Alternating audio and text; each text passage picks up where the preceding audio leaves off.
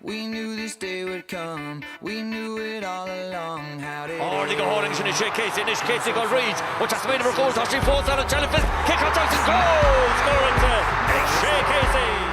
Tá buana agus cumas na seamróga léirithe an lámór I bácan chrócaig.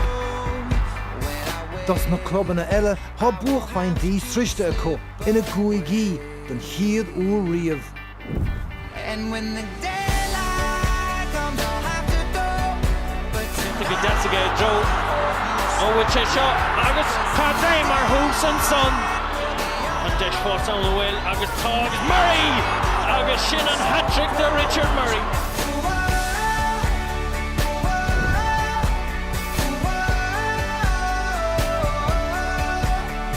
And look, I'll get the trend. Agus just a talk on the chance again. Does it come? Goal! Score it to Daniel Curran. Canado, you're not center. Agus don Diego Real Club of on a live butcher.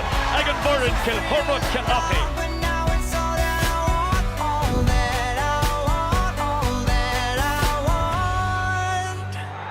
And when the daylight comes, I'll have to go. Jim Corbett, Shannon Dewey, cross score play a fish, and Shannon Adley Noah on the push.